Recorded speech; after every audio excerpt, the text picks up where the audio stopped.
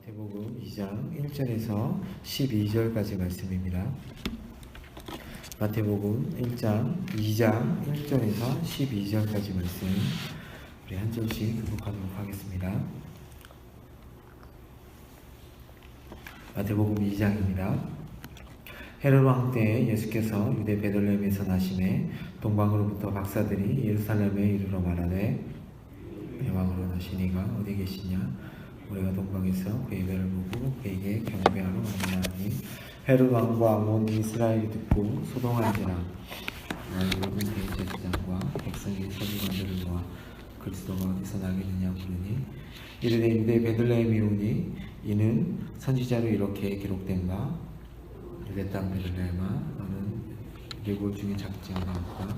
내게서 한 다스리는 자가 나와서 내 백성 이스라엘의 목자가 되리라 하였음이니이다. 이에 헤롯이 가만히 박사들을 불러 별이 나타난 데를 자세히 묻고 베들레헴으로 보내며 이르되 가서 아기에 대하여 자세히 알아보고 찾거든 내게 구하여 나도 가서 그에게 경배하게 하라. 박사들이 왕의 말을 듣고 갈새 동방에서 보던 그 별이 문득 앞서 인도하여 가다가 아기 있는 곳에 그의 머물러 서 있는지라. 이 별을 보고 매우 크게 기뻐하고 기뻐하노. 집에 들어가 아기와 그의 어머니 마리아가 함께 있는 것을 보고 엎드려 아기께 경배하고 보배압을 열어 황금과 유황과 모략과 예물로 드리니라. 그들은 꿈에 헤롯에게로 돌아가지 말라 지시하심을 받아 다른 길로 고국에 돌아가니라. 아멘. 예수님의 탄생 이야기는 저희가 너무나 잘 아는 내용입니다. 어제 우리는 예수님의 탄생이 단순히 인간으로서의 나심이 아니라 신으로서 이 땅에 오셨고 인간이시면서 신이신 그분이 이 땅에 오심은 하나님께서 구약에서부터 약속하신 임마누엘을 이루시기 위한 것이라고 저희들이 어저께 보았습니다. 구약 예언의 성취인 것이죠. 1장 22절에 보면 선지자로 하신 모든 말씀을 이루려 하시니라 라고 말씀하고 있는 것을 보면 저희들이 알 수 있습니다. 예수님께서 탄생하신 이 사건은 이스라엘 나라 전체로 확대가 됩니다.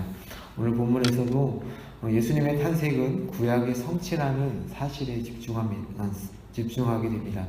5절과 6절에 보면 나와 있죠. 선지자로 이렇게 기록된 바라고 하면서 구약의 말씀을 인용합니다. 오늘 1절 말씀에 보면 헤롯 왕 때라고 말씀하고 있는데 이 헤롯 왕은 난폭하기로 그리고 잔인하기로 유명한 왕이었습니다. 자신의 왕의 자리를 지키기 위해서 자식과 처자를 죽이는 그리고 예수님을 죽이기 위해 유대 땅에 살고 있는 아기들을 죽이는 그런 일을 서슴지 않는 아주 잔인한 왕이었습니다. 이러한 헤롯이 이스라엘의 왕으로 있을 때 동방 박사들이 이 나라에 왕이 태어났는데 어디 있냐고 물었을 때 왕도 놀랐지만 왕보다 또 주변에 있는 나라가 많이 혼란스러웠다라고 얘기합니다. 헤롯은 대제사장과 서기관들을 불러서 그 동네가 어딘지를 물어보았습니다. 그들은 유대의 베들레헴이라고 알려주었습니다. 그 정보를 가지고 박사들은 베들레헴으로 향합니다. 6절에 보면 베들레헴에서 한 다스리는 자가 나오는데 그는 내 백성 이스라엘 목자로 표현합니다. 여기서 보면 이 내 백성 이스라엘의 목자로 표현하는 것은 하나님이 이스라엘의 지파를 모으신다는 그 종말론적인 기대를 반영하는 것입니다. 이 다스리는 자는 이스라엘의 목자로서 흩어진 모든 지파를 모으며 목자 없는 양들을 돌아보기 때문입니다. 하나님께서 이스라엘의 왕들을 세우실 때 구약에서 이스라엘 왕들을 세우실 때 이 목자로서 백성을 돌보는 왕으로서 세우셨는데 그 이스라엘의 왕들은 그 목자의 역할을 제대로 행하지 않음으로써 실패하였습니다. 그러나 이제 이스라엘의 왕으로 오신 예수님은 목자의 심령으로 백성들을 돌보실 것이다 라고 말씀하고 있는 것입니다. 그래서 6절은 예수님의 탄생으로 목자와 왕의 모습으로 올 메시아에 대한 기대가 성취되었음을 보여주는 것입니다. 예수님은 헤매는 양떼 같은 우리를 찾아 회복하려 오신 국률의 목자이십니다. 목자이신 예수님은 왕으로서 섬김을 강요하는 분이 아니라 고난받는 종으로서 양떼를 회복하기 위해 자신이 비참하게 낮아지는 길을 가신 분이십니다. 목자 그리고 왕으로 오셔서 우리를 위해 오셔서 고난받는 종의 삶으로 우리를 돌보시는 예수님 안에서만 우리는 진정한 안식과 위로를 얻을 수 있습니다. 7절과 12절에 7절에서 12절에서 보면 헤롯은 메시아가 탄생할 것을 확인을 했습니다.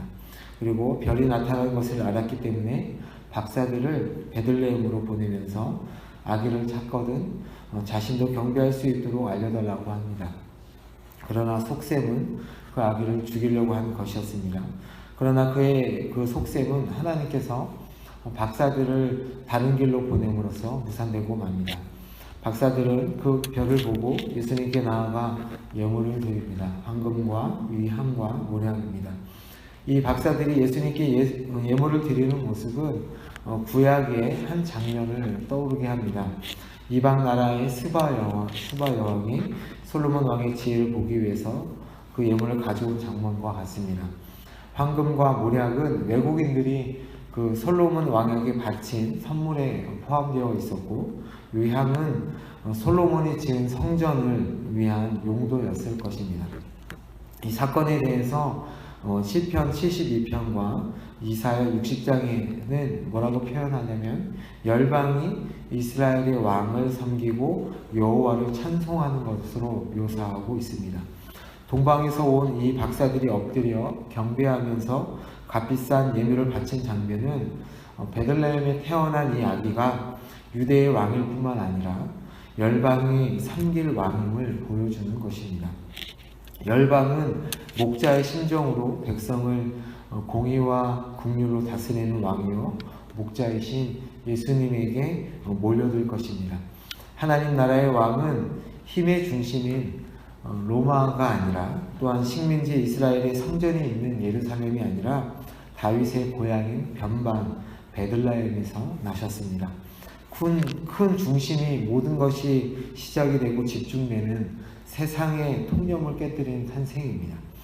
하나님 나라는 세상이 상상하지 못하는 방법으로 이 세상에 임했고 또한 완전하게 이 세상에 임할 것입니다. 세상을 온전히 하나님의 의로 정복할 것입니다. 그 하나님의 나라의 왕으로 예수님께서 이 땅에 오신 것입니다. 그러자 세상의 왕은 그를 죽이려고 합니다. 왜냐하면 두 왕이 공존할 수 없기 때문에 그렇습니다. 이 왕의 출현 소식은 사실 내가 왕이 되기를 멈추고 내 것이라고 주장할 만한 것이 하나도 없어야 한다고 하나님께서 우리에게 요구하는 것입니다. 어떻게 보면 거북하고 불편한 소식일 수 있습니다. 하나님 나라의 백성이 된 우리는 우리의 삶에 예수님을 왕으로 모시는 것은 당연한 것인데 우리는 그 왕의 자리를 자꾸 내가 앉으려고 하는 것이 문제입니다. 한 나라의 왕이 누구인가에 따라서 그 나라의 백성의 인생이 달라집니다. 우리의 삶의 왕이 누구인지 한번 되돌아봤으면 좋겠습니다. 내 삶의 왕, 진정한 왕은 누구입니까? 나는 내 나라를 포기하고 그분께 경배하며 순종하려고 오늘도 예수님을 찾아야 할 줄로 믿습니다. 오늘도 예수님께서 우리의 왕이 되어 주시옵소서. 주님만이 우리를 긍휼히 여기실 목자이십니다. 의와 진리로 다스리실 왕은 우리 예수님밖에 없습니다 라고 고백하면서 예수님을 따라 살아가는 하루가 되기를 원합니다. 그렇게 예수님을 왕으로 모시며 살아가는 여러분이 되기를 예수님의 이름으로 축복합니다. 제가 잠시 기도하겠습니다. 하나님 아버지, 예수님께서 이 땅에 오신 것은 우리의 목자이시오 왕으로 오신 것을 저희들이 말씀을 통하여 보았습니다.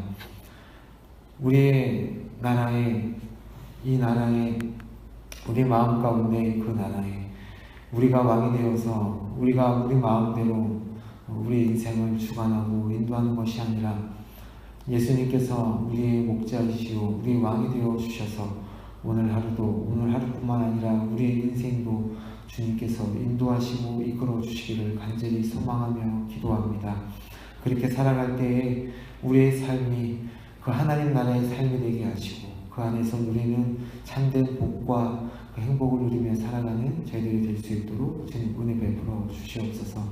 저희들이 기도하며 나아갈 때 하나님께서 응답하여 주시고 그 음성을 듣고 살아가는 저희들 되도록 함께하여 주옵소서. 살아계신 예수님의 이름으로 기도드립니다. 아멘.